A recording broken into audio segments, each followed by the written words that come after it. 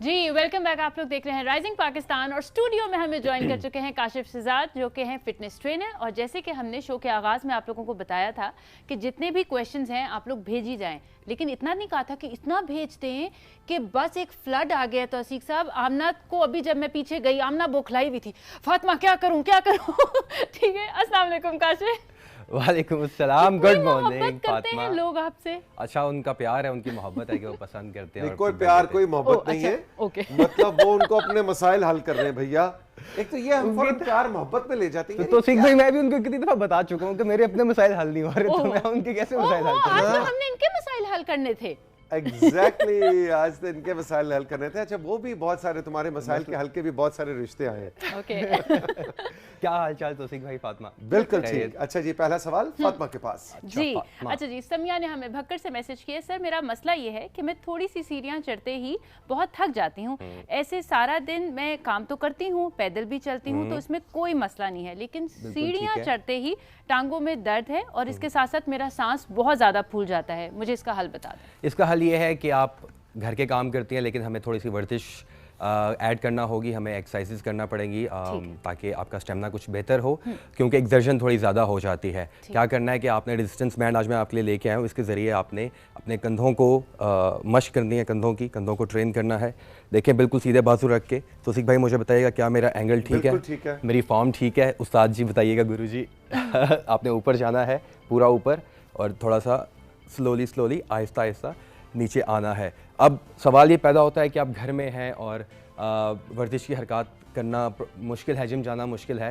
आप जिम खाना जो है अपने घर पे बना सकती हैं। आप रेजिस्टेंस बैंड लीजिए किसी भी स्पोर्ट्स शॉप से, और ये पहली वर्जिश की हरकत थी। इसके बाद इसको साइड रेस कीजिए पकड़ के, देखिए मेरे पाँव में फंसाया हुआ है रेजिस्टेंस बैंड को, और बाजू बिल्कुल सीधा रख के आपने लेके जाना है इस तरह से। फातिमा आप सवाल कीजिए साथ साथ मुझसे, और मैं आपको साथ साथ वर्जिश की हरकत भी बताऊंगा और जवाबात भी दूंगा। अच्छा जी, अली मुस्तफ़ा ने हमें खैरपुर से मैसेज किया। वो कह रहे हैं सर काशिफ सर से ज़रा ये तो पूछें कि कद को बढ़ाने के लिए कौन सी एक्सरसाइज बेहतर रहेगी। मेरी उम्र 22 साल है और मेरा कद जो है 5 फुट है। मैं मज़ीद कद को बढ़ाना चाहता हूँ। अच्छा, तो दोस्त ये है कि उम्र आपकी 22 साल हो चुकी है। मुझे उम्मीद है कि कद बढ़े, लेकिन कुछ एक्सरसाइजेज हैं जो मैंने पिछले हफ्ते भी बताई थी आपको। हाइपर एक्सटेंशन जो है आप कर सकते हैं। इस दफ़ा आप क्या करना है, इसमें थोड़ी सी वेरिएशन में ले आता हूँ। मैं अपनी रोशनी थोड़ी सी बेहतर कर लेता हूँ ये ठीक है। अब आपने सीधा रहना है साथियों, और आपने लास्ट टाइम मैंने दोनों हाथों की एक्सटेंशन बताई थी, इस दफ़ा थोड़ा सा फ़र्क है। उल्टा हाथ सीधा पाँव, ठीक है। ये बिल्कुल ऐसे लग रहा है कि पाकिस्तानी फील्डर कोई जो है डाइव करके बाउंड्री रोकते हुए, लेकिन बॉल नीचे से निकल के चली गई, और लेकिन डाइव बड़ी जबरदस्त थी। बस हर चीज में जो है ना आजकल तो उसी को क्रिकेट याद आ जाता है ना आपने मसल्स को एक्सपैंड करना है। देखें बिल्कुल स्ट्रेट करना है, हाथ को भी और पाँव को भी एक्सटेंड करना है, एक्सपैंड करना है। इसके बाद अगली वर्जिश की हरकत है, आपने बिल्कुल सीधे लेट के एक्सटेंशन रखनी है और एक्सपैंड करना है मसल्स को। Relax, stretch, squeeze all the way. हर वर्जिश की हरकत के आपने 15 से 20 रेप्स करने हैं, 4 से 5 सेट्स करने हैं, स्मॉल सिपिंग पानी की। अगला सवाल। लेकिन ये जो कहा जाता है कि जो कद बढ़ना है ये सिर्फ जीन्स के अंदर होता है। अगर आपकी फैमिली के अंदर दराज कद हजरात और ख़वातीन मौजूद हैं, माँ की तरफ से या बाप की तरफ से, तो ही कद बढ़ेगा और ये एक्सरसाइजेज कोई फ़ायदा नहीं देती। क्या ये मिथ है, दुरुस्त है? तो सिख भाई, it's just an add on, अंग्रेजी में कहते हैं। ये प्लस होता है कि अगर आप अपनी न्यूट्रिशन का थोड़ा सा ख्याल रख लें, आप कुछ वर्जिश की हरकत इस तरह की ऐड कर लें। लमक जाना, किसी चीज़ को बार को पकड़ के लटक जाना। लमक जाना इस पंजाबी वर्ड। आप जब लटकते हैं, पुल बार होता है या वॉल पे किसी जगह पे हैंग करके अपने आप को, ये जो मैंने एक्सरसाइज बताई हैं, इस तरह करने से it's just an add on. लेकिन जो मेन आपने कुछ बच्चे ऐसे देखे होंगे जिनकी उम्र 13-14 साल होती है, लेकिन वो दराज कद होते हैं। ऐसा है, लेकिन वो जीन्स की बात है। लेकिन ये प्लस होता है, आप ख्याल रखें अपनी न्यूट्रिशन का, एक्सरसाइज करें, कद बढ़ सकता है। एग्जैक्टली। और यहाँ पे हम जरा थोड़ी सी लंबी बात हो जाएगी, लेकिन आपको जरूर बताना चाहेंगे कि पाकिस्तान के अंदर 40% आबादी हमारी स्टंटेड है। स्टंटेड का क्या मतलब होता है कि जितना उनकी जीन्स के अंदर कद बढ़ने की सलाहियत मौजूद थी, उतना कद नहीं बढ़ा, और इसकी डायरेक्ट वजह है उस न्यूट्रिशन से जो ट्रेनर काशिफ जिसका जिक्र कर रहे हैं। और वो न्यूट्रिशन सिर्फ उस बच्चे की नहीं है, उस न्यूट्रिशन का साथियों आगाज होता है बच्चे की पैदाइश से पहले। जब हमल के दौरान हम माँ की, बनने वाली माँ की सेहत का ख्याल नहीं रखते, उसकी न्यूट्रिशन का ख्याल नहीं रखते, तो ये सारी चीज़ें जाके इफ़ेक्ट करती हैं उसकी स्टंटिंग को। पैदाइश के फ़ौरन बाद 6 माह तक ब्रेस्ट फीडिंग करवाना, माँ का दूध बच्चे को मिलना, उसके बाद उसकी न्यूट्रिशन का ख्याल रखना, उस बच्चे के पहले 5 साल बहुत अहम होते हैं। मसला ये होता है कि जब हम 12, 13, 14, 15, 16, 18 साल के हो जाते हैं और हम कहते हैं हमसे कद नहीं बढ़ रहा, तो ये साइकिल बहुत पीछे से शुरू होता है। तो हमारी एडवाइस आपके लिए है कि बच्चे की इवन पैदाइश से पहले जो हमारी हामला ख़वातीन हैं उनकी न्यूट्रिशन का ख्याल रखें, उसमें उनकी आयरन डेफिशिएंसी का ख्याल रखें, वो फल खाएं, गोश्त खाएं, अपनी प्रोटीन्स, दालें, ये सब चीज़ें इनका आप ख्याल रखेंगे तो पैदा होने वाला बच्चा भी एक अच्छी न्यूट्रिशन लेके पैदा होगा और वो स्टंटेड नहीं होगा। और इसके साथ सिर्फ कद का मसला नहीं है, इसके साथ कॉग्निटिव एबिलिटीज़ यानी आपके ब्रेन सेल्स को भी नरिशमेंट मिलती है। तो ये छोटी छोटी चीज़ें हैं जिनका हमें ख्याल रखना है। सिर्फ जिम जाने और एक्सरसाइजेस करने से कद नहीं बढ़ता, ये कहानी बहुत पहले से शुरू। दोहराने वाली बात है, पिछले हफ्ते भी यही सवाल आए थे 2-3 जिसका मैंने बड़ा डिटेल से जवाब दिया था कि मेरी उम्र जब 16-17 वर्ष का मैं हुआ था तो मेरा कद तब तक नहीं बढ़ा था, अचानक से बढ़ा जब मैंने अपनी न्यूट्रिशन का ख्याल रखा और वर्जिश की हरकत करना शुरू की। लेकिन न्यूट्रिशन इस की जैसे तौफीक भाई ने कहा। जी से फातिमा, अगला सवाल, भाई साहब कर्ल्स करेंगे, ख्याल कीजिए कि आपने शोल्डर वेट अपना ये जो रेंज रखनी है। और बाइसेप कर्ल्स में ट्रेनर काशिफ जरूर बताइए कि कोहनियों को चेस्ट के साथ जोड़ के रखना कितना जरूरी है। बिल्कुल, हमारी कोहनियां ऐसे आगे निकल जाती हैं ऐसे। बिल्कुल बिल्कुल यहाँ रुकना। अगर साइड से कैमरा दिखाए ट्रेनर काशिफ को, जी आप करके दिखाइए। पहले ठीक था, ठीक था, ये देखिए जी आप करके देखिए कोहनियां तौफीक भाई ने जैसे बताया कि आगे नहीं जानी चाहिए। अच्छा, बहुत सारे कुछ लोग ऐसे हैं जो कि एडवांस लेवल पे हैं, उनके लिए ठीक भी है क्योंकि मैं एंगल वेरिएशन की बात करता हूँ जब आप एक लेवल पे जाते हैं। लेकिन जब आप बेसिक लेवल पे हैं, स्टार्टिंग लेवल पे हैं, तो अपने कोनी, आपकी जो फॉर्म है वो बेसिक है, ठीक है, उसकी आपकी फाउंडेशन स्ट्रॉन्ग होना ज़रूरी है। तो कोनी आपकी यहाँ पे लॉक करनी है, आपने रिब केज के पास, पसलियों के पास लॉक करके पूरा सीधा और फुल एक्सटेंशन।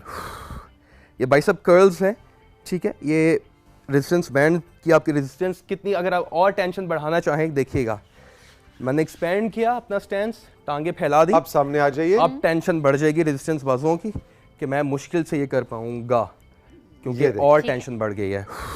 वाह जी वाह। कमर सीधी, आपने आगे लीन फॉरवर्ड नहीं होना। फातिमा ये बज़ाहिर बहुत आसान एक्सरसाइज लग रही है लेकिन ये इतनी दुश्वार है कि आपकी एक सोच है। इसके बाद साथियों आपने इसको रिवर्स ग्रिप किया। फातिमा अगला सवाल पूछिए और साथियों मुझे देखते रहिए, साथ साथ फ्रंट रेज। अच्छा जी, निम्रा ने हमारा रेजिस्टेंस बैंड का वर्कआउट है। जी फातिमा। निम्रा ने हमें फिरोजपुर से मैसेज किया है, मैं पिछले 3 सालों से माइंड मैनेज करने की कोशिश कर रही हूँ, मतलब डिप्रेशन की दवाइयाँ खा रही हूँ। अपने ट्रेनर से पूछ के बताएं कि मैं कौन सी एक्सरसाइजेस करूँ कि मैं इस बीमारी से निकल सकूँ। मेरी बहन, मैं अपना माइंड मैनेज नहीं कर पा रहा। अपने आप की प्रमोशन करने वाली बात हो जाएगी। अगर आप मेरा सोशल से मुझे आप फॉलो करते हैं, मैंने 3 साल पहले एक वीडियो बनाई थी डिप्रेशन वर्सेस सेल्फ परसेप्शन। ये मेरा टॉपिक, इस हवाले से मैं ये कहना चाहूँगा कि आप अपनी फिटनेस पे तवज्जो दीजिए, आपका जो माइंड है वो बेहतर हो जाएगा। सेल्फ परसेप्शन बहुत सारी चीज़ होती है, ये एग्जिस्ट करती है डिप्रेशन, ये मैं नहीं कह रहा नहीं करती है, लेकिन इससे अपने आप को अपने खुद निकालना है। वो कैसे निकालेंगे? You have to figure it out, you have to see जो परसेप्शन आपने खुद क्रिएट की हुई है। मिसाल के तौर पर मैं सोच रहा हूँ कि आज ये काम जो है, जो करना है मैंने इस स्टूडियो से बाहर निकल के, वो मुझसे नहीं होगा। ये मेरी क्रिएट की गई सेल्फ परसेप्शन है। मुझे नहीं पता मेरे लिए क्या अपॉर्चुनिटी बाहर है, इस दरवाजे से बाहर निकलूंगा, मुझे खुद देखना है, अपने आप की जो धुंधलापन है उसको ख़त्म करना है और मुझे फोकस करना है कि हाँ I can do that. Perception ख़त्म हो गई, डिप्रेशन ख़त्म हो गया, वो एग्जिस्ट करता है, निकलना आपने खुद है। कैसे? सोचना है और आपने फिगर आउट करना है। लेकिन एक्सरसाइज इज़ द की, अपने आप को हेल्दी एक्टिविटीज़ में रखिए, आप निकल आएंगे। अगला सवाल फातिमा, फ्रंट रेज। अच्छा जी, समीर ने हमें मामू कांजन से मैसेज किया, वो कह रहे हैं सर मेरी अम्मी ने अब तक सुबह के वक्त रोज़ाना की बुनियाद पर वॉक करना शुरू किया है, लेकिन उनके पाँव में दर्द है और उनके पाँव सूज गए हैं, तो क्या वो कुछ दिनों के लिए वॉक करना छोड़ दें या एक दिन का वक्फा लेकर एक्सरसाइज करें? अगली हमारी रेंज है, रेजिस्टेंस बैंड को मैंने फुल एक्सटेंड किया हुआ है, हाथों को बुलंद किया हुआ है, कंधे, चेस्ट, शोल्डर, बैक, लेग्स के muscles, entire body is engaged, tension पड़ी हुई है, स्क्वाट करना है। अच्छा, आपसे गुजारिश ये है कि आप थोड़ा सा वक्त लीजिए अपनी वॉक करने के दौरान। जो आपका, मुझे लगता है कि आपने दौरानिया बहुत बढ़ा दिया है अपनी वॉक करते हुए। आपको इस तरह से करना है, मैं स्ट्रेटजी बता देता हूँ। पहला हफ्ता आपने कम से कम टाइम रखना है, यानी कि 2 मिनट 5 मिनट जितनी आप में स्ट्रेंथ है, मैं हमेशा से कहता हूँ अपने खुद महसूस करना है।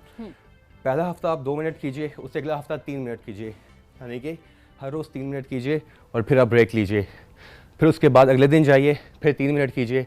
इस तरह दौरानियाँ भी बढ़ाते जाइए और वक्त भी दीजिए अपने आप को। अभी फ़िलहाल ब्रेक लीजिए, हो सकता है आपने ओवर ट्रेन कर लिया। अगला सवाल था जी, अगला सवाल है शहजाद इकबाल का, भक्कर से, डिस्ट्रिक्ट भक्कर से। वो कह रहे हैं कि सर काशिफ ये बताएं कि 8 से 15 साल के लड़कों के लिए एक्सरसाइजेज कौन सी हैं कि वो अपना वज़न बढ़ा सकें। जी, वज़न कम होना भी एक बहुत बड़ा मसला है जिस पे बहुत कम बात की जाती है। ट्राइसेप ओवरहेड रेजिस्टेंस बैंड की मदद से, बैंड को मैंने पाँव में फंसाया, डंबल में फंसाया, जहां आप कंफर्टेबल फील करें, किसी बेस में फंसाएं, कोनियाँ जोड़ लीजिए, फुल एक्सटेंड कीजिए। ये हमारी अगली वर्जिश की हरकत है। लेकिन ये शहजाद इकबाल के सवाल का जवाब नहीं है। मैं उसी की तरफ आ रहा हूँ साथ में। उसकी तरफ आइए ताकि वो कंफ्यूजन ना हो। ये सवाल के फौरन बाद जो आप बात कहते हैं लगता है वो जवाब है। जवाब ये है कि आप जब वज़न बढ़ाना चाहते हैं तो मैं हमेशा से ये बात करता हूँ कि आपको ज़्यादा खाना है मेरे दोस्त। आप ज़्यादा खाएंगे तो आपका वज़न बढ़ेगा। जो वर्जिश की हरकत है, मैं हमेशा से ये बात करता हूँ, दोहराने वाली बात होती है कि हमारे जो पट्टे हैं वो मजबूत होते हैं। हमारी जो जिम गाह है वो हमें तरबियत देती है हमारे पट्टों को मजबूत करने के लिए। हमारे मसल स्ट्रॉन्ग होते हैं, हमारी बॉडी टॉन्ड होती है। हमारे जिस्म को चाको चौबंद तवाना बनाने के लिए हम ये चीज़ें यूज़ करते हैं। जो हमारी खुराक है वो तयन करती है, वो डिसाइड करती है हमारा वज़न बढ़ना है या कम होना है। 3 दफ़ा खा रहे हैं, दिन में 6 से 7 दफ़ा खाना शुरू। लेकिन क्या खाएं ये भी तो काशिफ बताएं। क्या खाएं? 8 से 15 साल के बच्चे अपनी डाइट में ऐसा क्या शामिल करें कि उनकी बॉडी जो है वो ज़्यादा तवाना हो और वज़न बढ़ सके? डिटेल टॉपिक है, लेकिन आपको करना ये है कि आप हेल्दी चीज़ों की तरफ आएँ। क्या नहीं खाएं, आपका मसला हल हो जाएगा। वाइट चीज़ें आउट कर दें, शुगर पैक्ड चीज़ें, बाहर की पैक्ड चीज़ें जिनके ऊपर बार कोड्स होते हैं उनको आउट कर दें। ऑयल्स पे पड़े हुए होते हैं, मार्केट में जाएं, आप हेल्दी चीज़ों की तरफ आएँ। फ्रेश जो सुपर स्टोर्स के ऊपर जो चीज़ें पड़ी होती है ना, पैक हुई हुई, उनको ज़िंदगी से आउट कर दीजिए। इंपॉर्टेंट चीज़ ये है, ब्राउन राइस, ब्राउन आटा, दूध, दही, मक्खन, इस तरह गोश्त, दालें, इन चीज़ों का इस्तेमाल कीजिए, आपका वज़न बढ़ेगा। इन चीज़ों को रूटीन में रखिए। 3 दफ़ा खाते हैं, 6 दफ़ा खाइए, वज़न बढ़ेगा। हेल्दी चीज़ें और मेरे ख्याल से बच्चों को प्रॉपर मेन मील्स दें। ये जो स्नैक वाला सिस्टम है ना बच्चों का, ये फल हटा सब्जियां हाँ, रखें क्योंकि बच्चे हर मील के रोटी अंदर। और चावल नहीं अब खाते। रोटी बेसिकली जो है वो बच्चे नहीं खाते। हमें आदत घर डालना की होगी। रोटी शुड बी देयर। तो अगर जो बच्चे जो मेरे दोस्त वजन बढ़ाना चाहते हैं, ट्रेनर काशिफ की तरह बॉडी बनाना चाहते हैं, तो आपको खाना होगा जैसा बताया है वैसे खाना होगा, ज़्यादा खाना होगा। और एक बहुत ही जबरदस्त किस्म की $1 मिलियन एडवाइस है जो कि मैं बताना चाहूंगा, वो ये कि जब आप तंदूर पे भेजते हैं, जा काशिफ रोटियां ले आया, तो सीख जा जरा 10 रोटियां फाड़ ले आ तंदूर। तो फातिमा भी जाती है अपने घर में तंदूर पे। बिल्कुल, राहिला जाओ जरा तंदूर से रोटियां ले आओ जी। इसके लिए बहुत जरूरी है कि आप तंदूर से जब रोटियां लें तो वो जो सफेद आटे की मजेदार अट्रैक्टिव खुशबू वाली रोटियां हैं उनको ना लें। अच्छा, जिनको हम नान कहते हैं, नान कहते हैं या खमीरी रोटी कहते हैं, जो उनको कहें जी पतीरी रोटी, जो लाल आटे वाली तंदूर की रोटी है वो इस्तेमाल कीजिए। सफेद आटे से दूर रहे, ऐसे जैसे कोई दुश्मन आ रहा है। बिल्कुल। अगला कोई सवाल है जी? अगला सवाल है मोहम्मद का, सियालकोट से। मोहम्मद कहते हैं, एक आइडियल उम्र क्या होती है ट्रेनर काशिफ जिम ज्वाइन करने के लिए?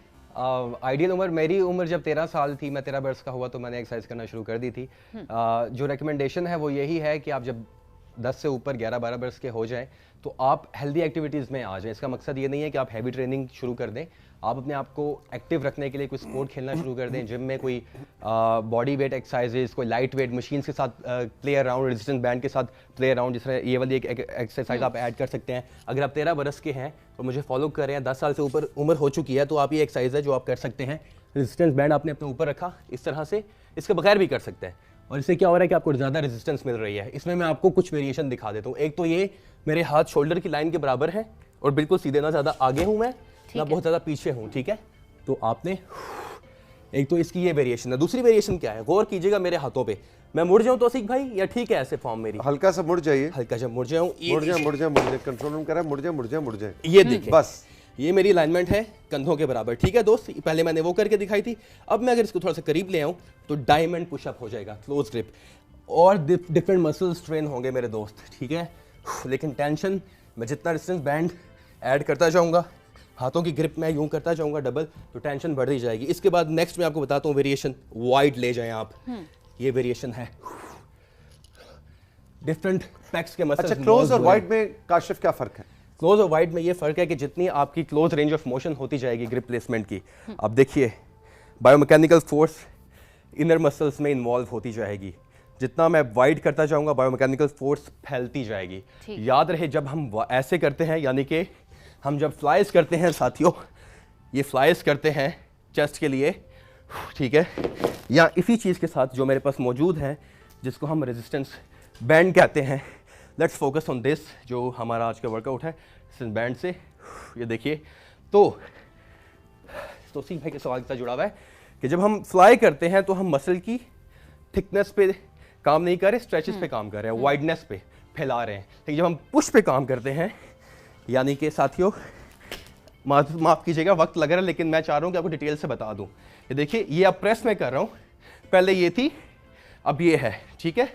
तो क्या हो रहा है, अब हम इसकी विड्थ पे ऐसे काम करें। जब हम प्रेस करते हैं कोई भी प्रेसिंग चेस्ट की, तो हम इसकी थिकनेस पे काम कर रहे हैं, लेकिन हम जब फ्लाई करते हैं तो हम स्ट्रेच पे, रेंज ऑफ मोशन पे काम करते हैं। जितना एंगल क्लोज वाइड होता जाएगा, क्लोज जाएंगे इनर मसल, वाइड जाते जाएंगे आउटर मसल ट्रेन होते शुरू हो जाएंगे। ट्रेनर काशिफ से आखिरी सवाल, मुनीबा मुश्ताक डेरा सजावल खच्ची से आपने सवाल किया है और कहती हैं मुनीबा कि ट्रेनर काशिफ से पूछना यह है कि सिजेरियन सेक्शन यानी सी सेक्शन यानी कि बच्चे की पैदाइश पे जो ऑपरेशन होता है, उसके बाद कौन सी वर्जिश करनी चाहिए कि जिस्म एक खातून का सेहतमंद रहे, तवाना रहे और उसका वजन भी जो बच्चे के पैदाइश के बाद बढ़ जाता है वो कंट्रोल में रहे और कम हो? उसमें यह होता है कि आपने जिस तरह से कुदरत ने आपको इस प्रोसेस से गुजारना होता है, अल्लाह ताला का एक निज़ाम है, उसके बाद हमारी बॉडी एक वापस अपनी जगह पे आना होती है, इसको टाइम लगता है उस हिसाब से। तो आपने जल्दी नहीं करनी है, जितना वक्त लगा आपको उस तरह वापस आने में टाइम लगेगा। आपने जो 3 मैंने एक्सरसाइजेस बताई हैं, जो भी आप देखती हैं, जैसे जैसे जहाँ जहाँ फॉलो करती हैं उनको आप फॉलो कीजिए, पेशेंस रखिए।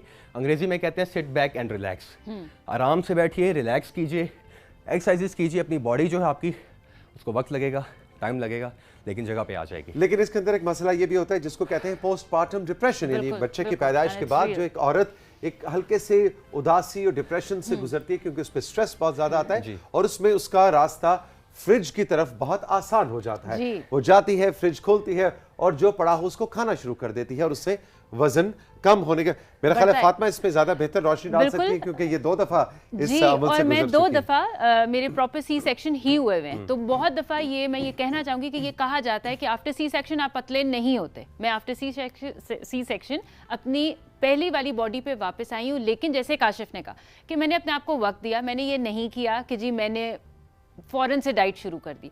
मैं ये कहूँगी अपनी सब बहनों को कि प्लीज़, जो कहते हैं ना, जो फर्स्ट 40 डेज़ हैं, you have to eat well. आप अच्छा खाएं, देसी चीज़ें खाएं, आप ये जो है जंक फूड मत खाएं, लेकिन घर का पका हुआ खाना ज़रूर खाएं, क्योंकि अच्छा खाना उस वक्त आपको ज़रूरत है, आपकी बॉडी को भी। आप खुद ठीक होंगी तो आप आने वाला जो नया, जो आपका मेहमान जो आपके घर आ चुका है, उसकी भी केयर आप तब कर सकती हैं और पतले आप हो जाते हैं। 10 सेकंड की इजाज़त दीजिएगा जी। मैं ये कहना चाहूँगा, जैसा कि मैं अक्सर कहता हूँ, ट्रांसफॉर्मेशन जब होती है, आपकी फिजिकल कंडीशन चेंज हो रही है ना, इस तरह से जब इस तरह की जो होती है, एक प्रोसेस होता है, उसमें भी आपकी ट्रांसफॉर्मेशन हुई है एक तरह की।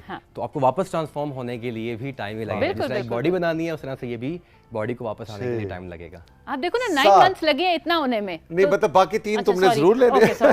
मैंने कहा मैं भी बोल लेती हूँ। हाँ 3 सेकंड है तुम्हारे। जी देखिए, 9 मंथ्स लगे आपको इतना होने में, तो थोड़ा सा टाइम देना है खुद को इतना होने में। Thank you very much trainer Kashif, all the best. हम चल के लेंगे एक छोटा सा ब्रेक। ब्रेक के बाद मानूर खुर्शीद आ गई हैं और अपने सवाल भेजिए और बताइए कि आप अपने इंटीरियर में क्या चेंज चाहते हैं और महानूर का क्या मुफ्त मशवरा आपको चाहिए। ये है राइजिंग पाकिस्तान।